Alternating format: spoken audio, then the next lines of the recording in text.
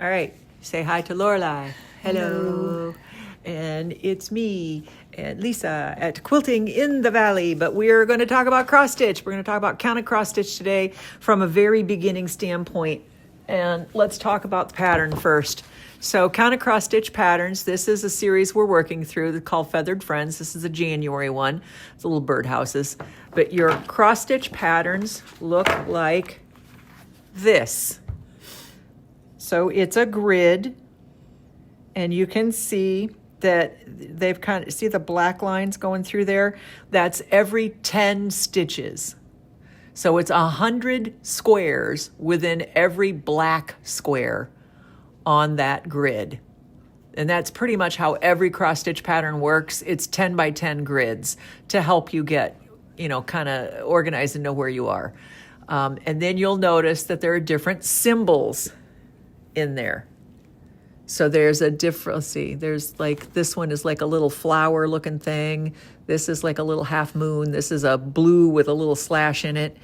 So each of the squares that are on there has a different symbol in it. And the different symbol refers to the different colors. So on your chart that you're going to have, like this chart that we have here, on that bottom left, it shows you what those different symbols are. So for example, if I'm looking at this and I see all of these little guys, which are, I don't know what that is. It's two little white dot looking things on a black thing.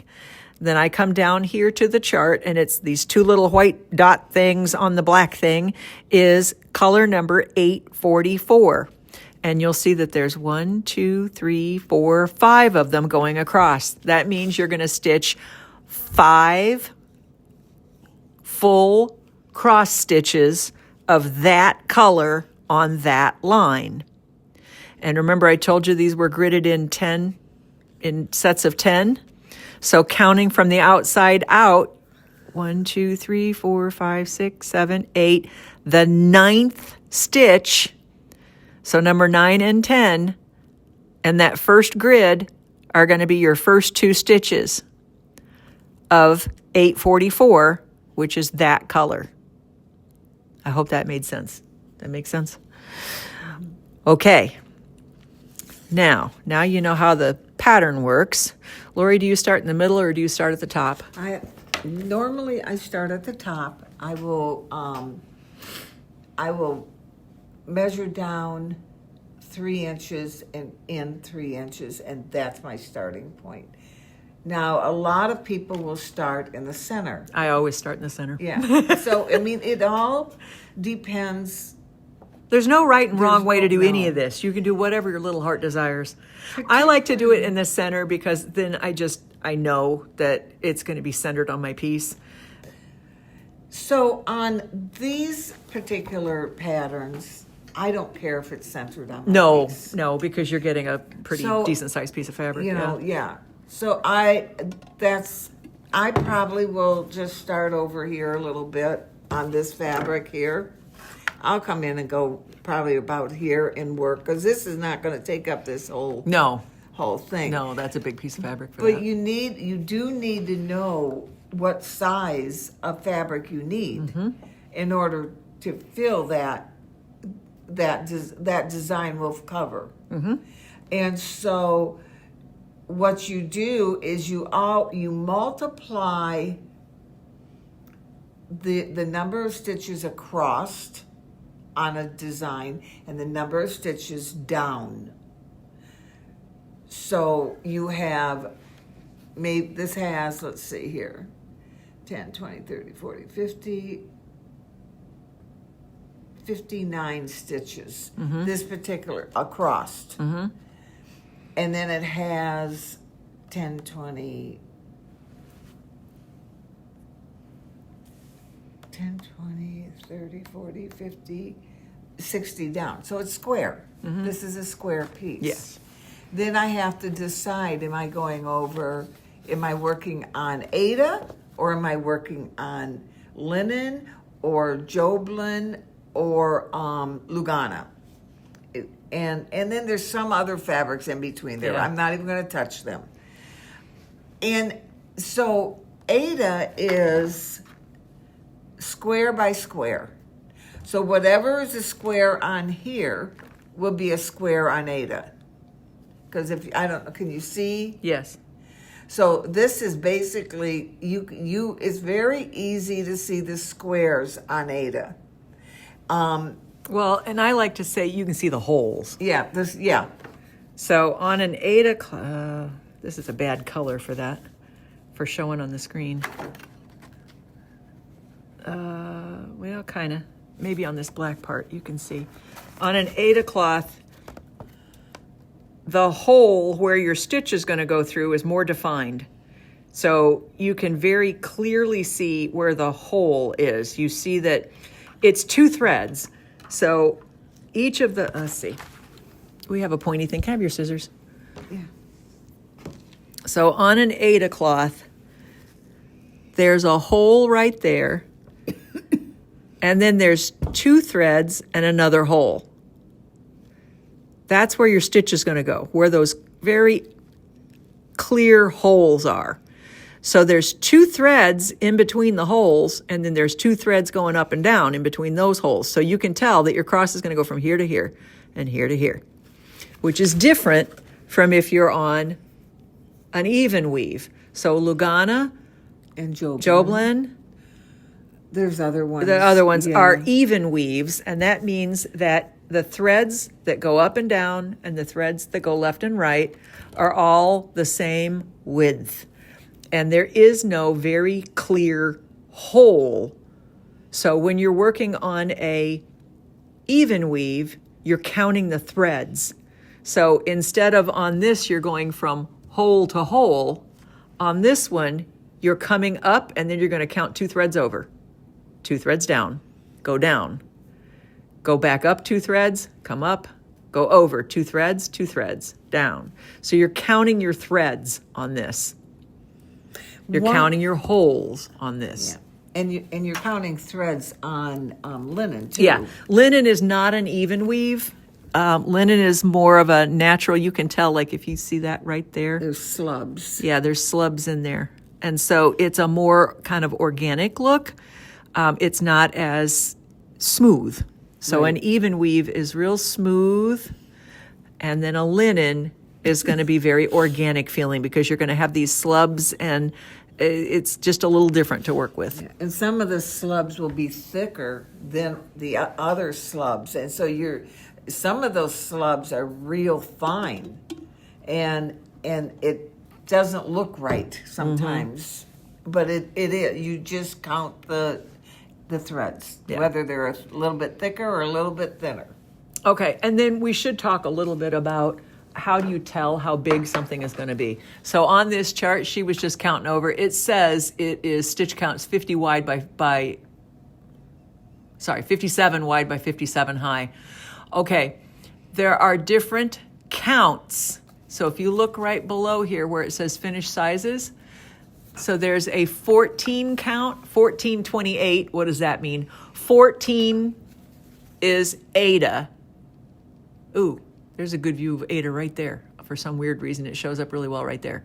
Anyway, 14 means for every inch of fabric, there are 14 holes. So you're going to get 14 of your 57 stitches in 1 inch on a 14 count Aida. The 28 after the 14 just refers to even weaves. So instead of the holes, you're counting 2 threads over. So 14 holes, transfer that to 2 threads, now you're at 28. So this, if this were 28 count, what is this, Lugana, it's going to be the same size finished as 14 count Aida. Okay, then if you look at the 16, see how your finished size gets smaller? That's because they're on the 16 count Aida or 32 count even weave. This is a 32 count, by the way. You're going to get 16 of your 57 stitches for every inch of fabric.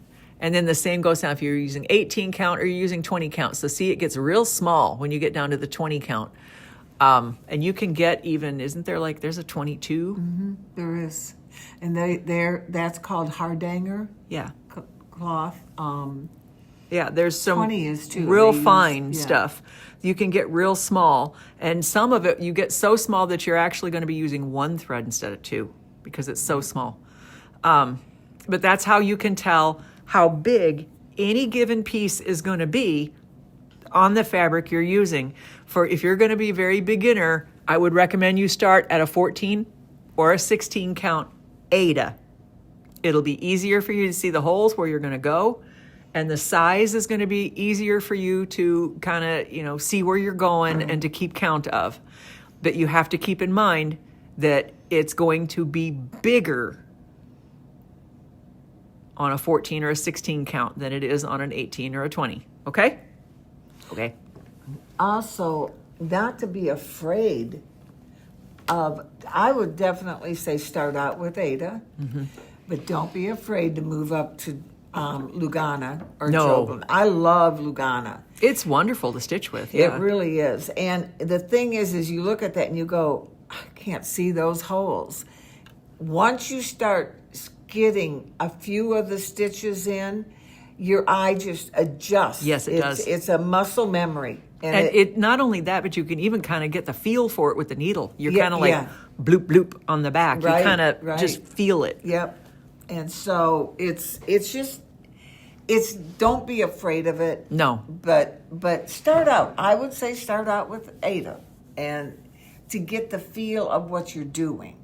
Okay. So we're going to. Do you want to move into the starting the pattern? Yeah. All right. So I'm going to use a hoop. On this little pattern, the 6-inch hoop works great. So I'm just going to kind of lay it on there. So this is, by the way, a 6-inch Q-snap hoop. Right. And that means that it's the plastic, like PVC pipe almost. Yeah. And those little things she's holding just snaps down over your fabric to hold your fabric onto that hoop. I will tell you also that there are off-brands of Q-snap. Yeah. Off-brands of Q-snaps do not have this ridged Oh. inside. And that ridge is what Keeps it in really place. keeps it taut. I've never used an off-brand Yeah. one. And so they look identical, but you'll know if it's a Q-snap if it has these ridged little lines. You can feel them in there. Which just holds your fabric in place. And Yeah. you don't want your fabric moving around. That's Yeah. why you put it in the frame to begin with. So, and it's keeping the tension. This helps keep the tension. Yeah. Where the other ones will loosen up a little bit. So And I'm if they're gonna- too loose and you're not real good at cross stitch yet, your tension is going to be off. You could have a row of tight stitches and a row of loose stitches, and your piece will not lay flat when you're done. Right. So I laid my fabric on, kind of adjusting where I want it to be. I'm going to snap down one side, and I'm going to go directly opposite and snap that side down, just like that. Then I'm going to pick this up and I'm going to twist these, and they're hard at first because it is they're tight.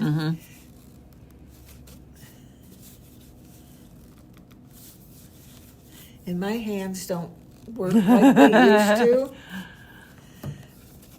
which is irritating, but And it doesn't have to be tight like you can bounce a quarter off of it. no. But, just so that it holds its shape. So there, now I'll go to the opposite side.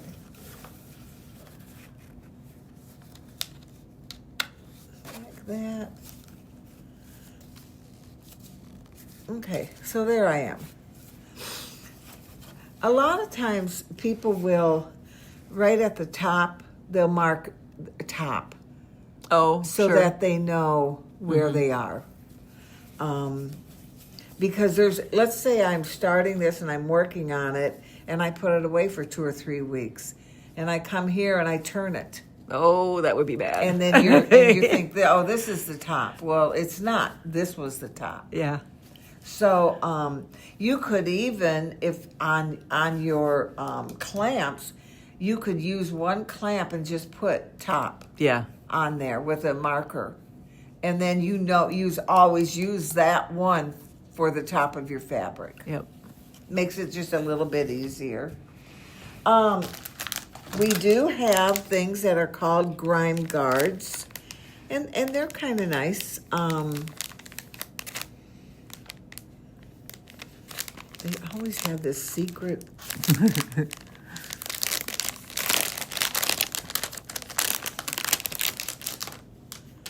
So the grime guard is just a circular with two elastics, elastic on the bottom, elastic on the top. And what this does is it just protects your piece. From the oil in your hands, Uh-huh. basically. You don't have to use it.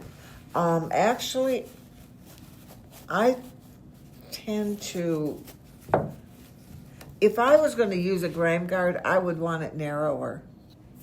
Because, do you see how it gets in the way? And so, but if it was narrower, it wouldn't. Yeah. So, but it is something that you can do to protect, even if you were to just put the grime guard on when you put it away. And Right. Instead, so, it just is. Or even just leave it on the side that your hand is. Right. And leave it. You could just do sort of, like this, Yeah. and holding that out of the way. And then you don't have gross stuff on your fabric. So you can also fold this up, and that's one of the things when you're doing a big piece. I fold mine up. Yeah. Yeah, and keep it. Now we have them out there too. They're Yeah. they're magnets that are on like a string Right. type thing, and I will put one here and one here And to it hold just holds that all up. that fabric Uh-huh. up. Yeah. So it's just different ways people. Not a right way, not a wrong way. It's what you get used to and what you end up liking. So with that, I'm going to show you, now we have needle minders, and I use needle minders all the time. So I will put this somewhere on my piece, and now it'll hold on to my needles.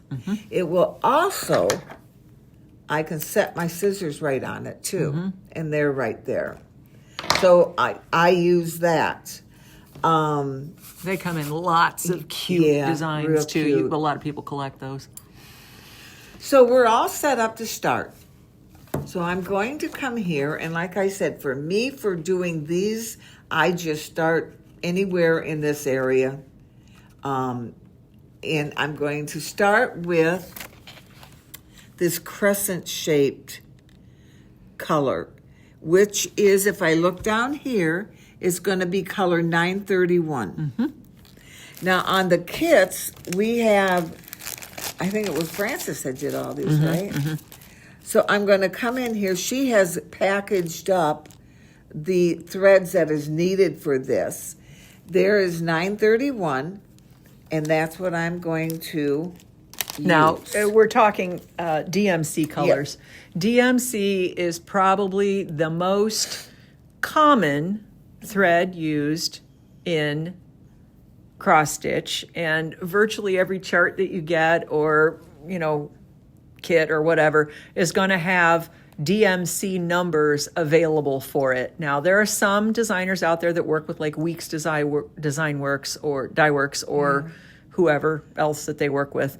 And they're going to have Pearl Cotton. They're going to have a different fabric or a different thread color number, but you can find a conversion chart online if you just Google conversion chart for Weeks Dye Works to DMC, and then it'll tell you, how to switch it from one to the other.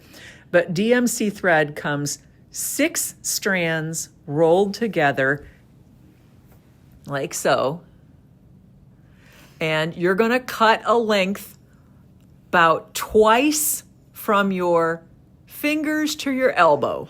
Well, yeah, and I usually will do like a yard, Yeah. and so, because what we're doing on this because we're using, actually, it's going to be 2 strands, but I'm going to separate one strand from this group, and I'm going to hold on to the top, and I'm going to pull one strand all the way out. And it looks like you just made a big old knot, but it Yeah, didn't. It didn't. So, like that. Now I have one strand. Okay. Now you can, and I do, a lot of times will use a thread conditioner, which it does help from it knotting as you're working. It'll make like this little hangman noose. It's always on the underside. Always. And you never notice it until you're like, why is my thread so short? It's because you got a big knot on the backside. So the thread conditioner helps that. Now when I do the thread, I will run my hand across that because the heat of my hand will, Sure, get it in the... it just conditions that thread. You can use beeswax. I find that beeswax colors the thread. Yes, it does. And so it dulls it, and I don't like that. So this is a synthetic Thread Magic. It's a synthetic thing. Now, do we have kits? A beginner kit for cross stitch? No, but we make beginner kits for people. So we have some charts out there that are real simple that we've been putting Right. together as kits for Yeah. people. That would be a good idea. Okay, so I'm folding the 2 cut ends. I'm putting them together. Then I'm going to take my needle and I'm going to thread. So you bent that thread over the needle, and then you And kind of pinched it up. squeezed it in my finger, and then I take the eye of the needle and just kind of saw it onto. So the thread was squished between your fingers, and you just sawed the needle down onto it. Yeah. And if that doesn't work for you, a good old needle threader works. You can get needle threaders. There is no excuse nowadays for somebody saying, I can't thread a needle, I can't see anymore. All kinds of tools to help you with that. So we have also these they're magnet rulers that you can set on to keep track of where you are. I normally will make a copy of this. And then that's my working copy. This is my master copy. And so as the working copy, as I work off these stitches, I mark them out on my working copy. I have a highlighter. Yeah. Yep. So I just run across the stitches I've already done with a highlighter. And it just makes it so much easier to keep track. So I have now this threaded. If you notice at the bottom, I have a loop right here. The 2 ends are up here. I'm going to come in and I'm going to start right here with this 3 stitches. I'm going to start from the top, and I'm just going to kind of move over here a little bit. And I'm going to go down into a hole.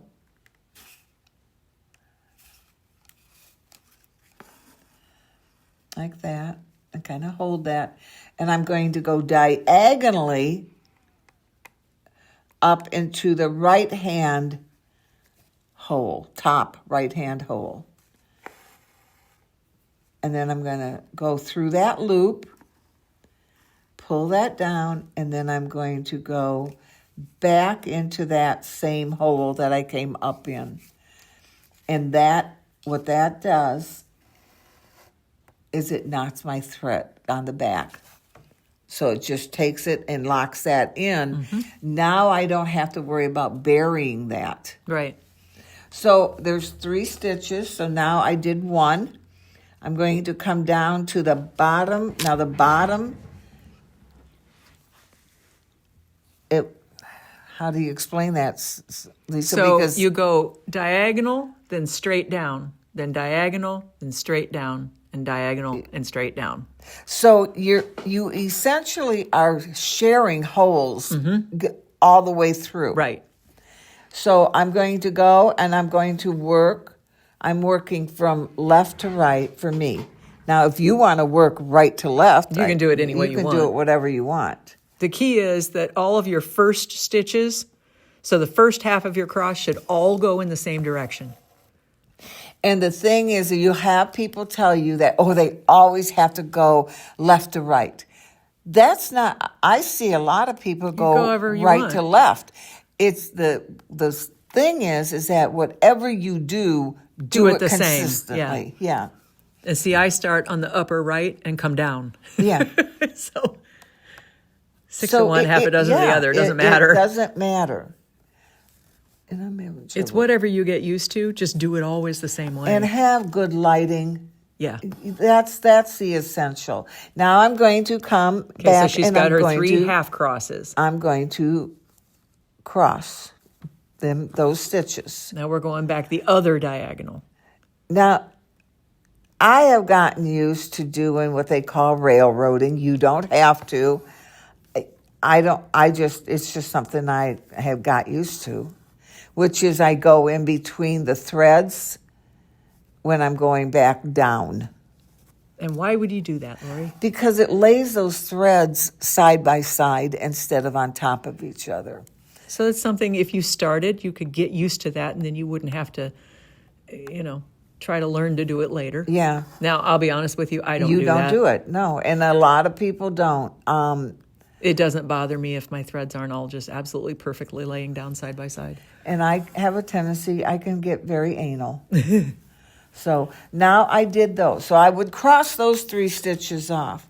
Yeah, so these 3 at the top. And there they are right there. And there they are. Now I'm going to come down to the next row. And there is 10, 20, 30, 40, 50. 57 of them. 57. So I'm going to work all the way across 57, starting below.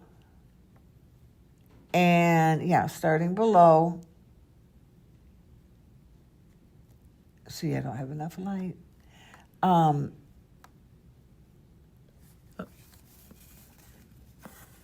And working all the way across. Now, I don't railroad the bottom. I don't care what the Well, bottom. nobody's going to see that. Nope, I It's don't got the other care. thread on top of Now, it. Do you see? Now, do you see how I missed the hole? Yeah, So I would need to take that out. which is really easy to do Yeah. with cross stitch. No big deal.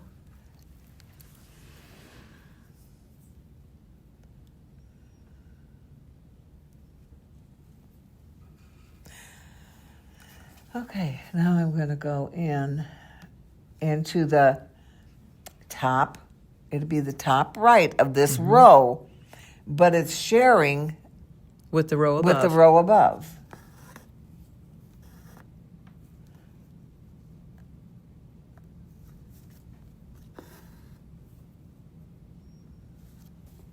And you'll get to the point where your needle, you'll go, well, how are you finding that bottom hole without It'll looking? just slide in it. It just goes in. The more you do it, the easier it gets. You got to get started, though. It's never going to get easy if you don't start it. No. It is extremely relaxing, and it's something that you can do and watch a movie with the family. You're not alienated. Yeah. And sewing tends to alienate me. Yeah, you're by yourself. Yeah. And it's the noise. Sewing makes the Yeah. noise, and this doesn't. You can take this in the car. Yeah. You can take this to the doctor's office. You could take this to the beach, to the cruise, to the plane. And I've done it on all counts. I've also work. People will take these small projects, and on their lunch break, Yep. they will. My mom used to do that. She worked at the University of Iowa. She got a lot of stitching done on lunch. So I'm just going to continue across. And this is all there is to it. Yep, That's it. easy. This is it. That's all there is to it. Now, while she's stitching across there, I want to point out one other thing. So let's say you're like, 57 stitches, that's a lot of stitches. How am I going to know? Well, there's this product right here that you can use. If you're that worried about it, you can use this stuff, which is called Easy Count. It is, I don't know if you can see it, it's a red, very fine thread.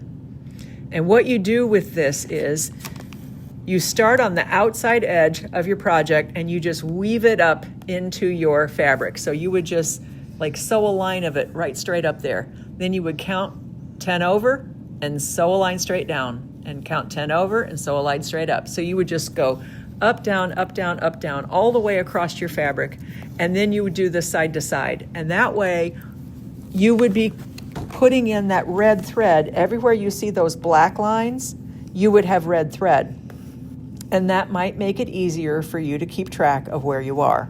If you don't want to do all the counting and especially if you're doing one that has a lot of open space and you have to have, like this one has this bird down here and that bird up there. They're kind of like out in the open. They're not attached to anything. And say you didn't want to count that. If you put that easy grid in, then you know exactly where they go. And that's one way to just not get overwhelmed by the having to count. It's not that expensive, $9. Anyway, that's an option. You will see at different times on YouTube where people are using a pencil to grid, and or even the friction. Oh my God! As much as that fabric costs, there's no way I would do that.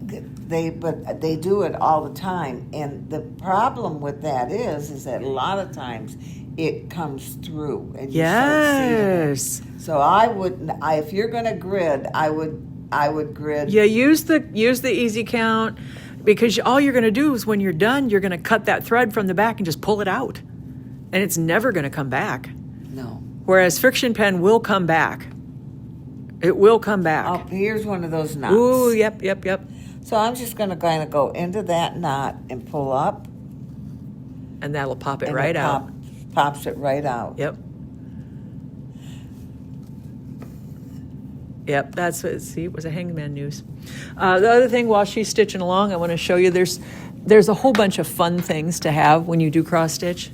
You don't have to have multi-$1,000 sewing machines.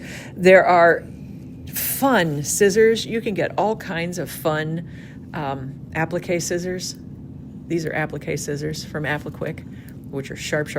They are. They're wonderful scissors. But you can get inexpensive. These are expensive. You can get inexpensive that are just pretty.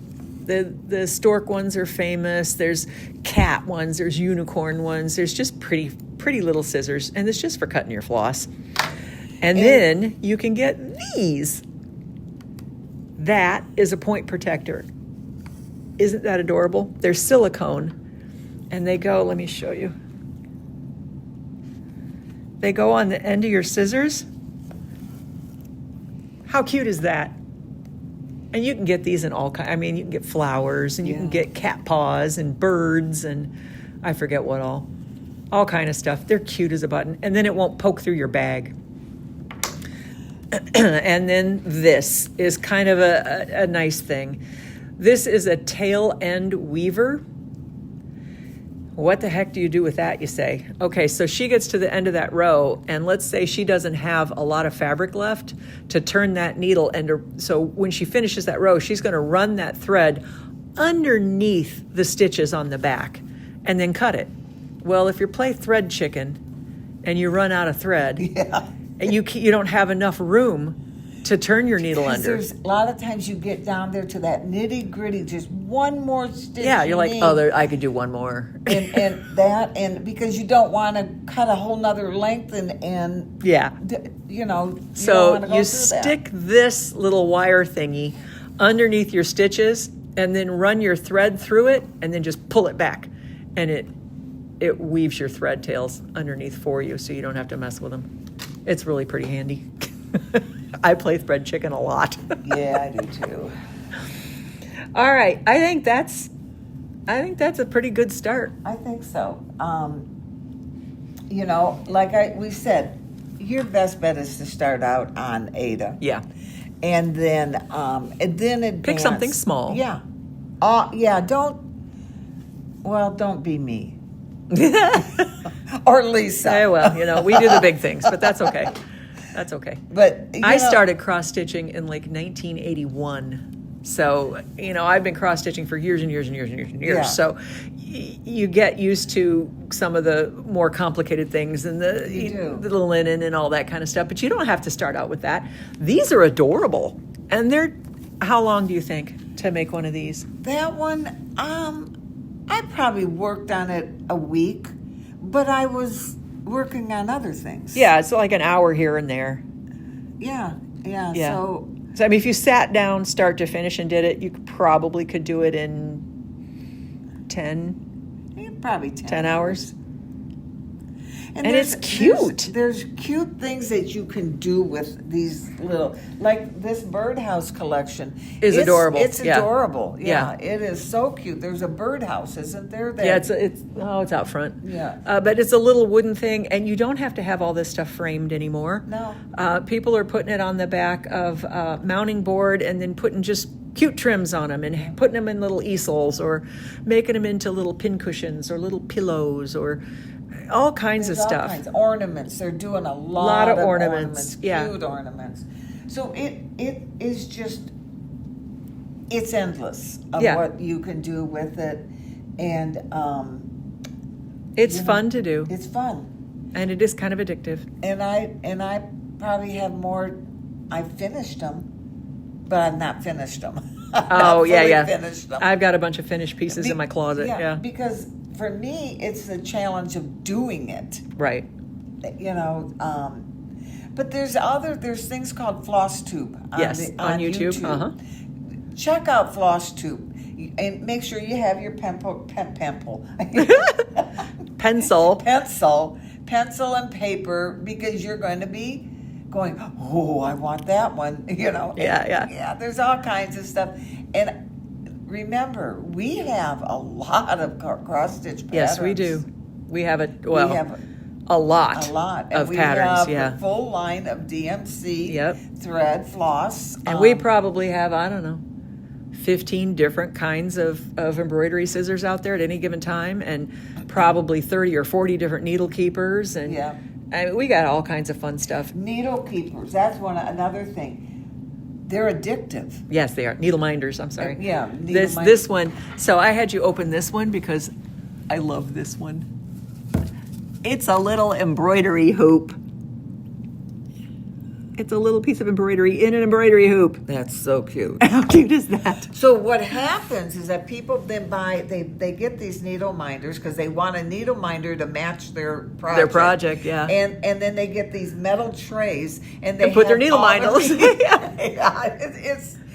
It's ridiculous. I know. And then we can move into the project bags. Yeah, oh. And you want a project bag to match. Yes, I have a project bag for Yeah, everything. Yes. everyone. So, yeah, it's a disease. It's fun to get started though, but Yeah. it's really simple. Just remember, everything is based Yeah. 10 by 10.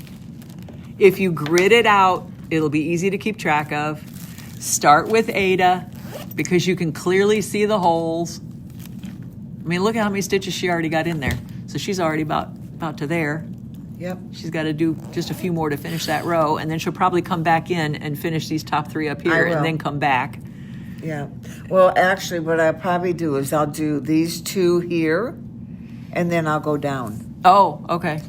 Is probably how I would do it. And then she'll have the frame going all the way around if she finishes that frame, and then you know where everything fits inside.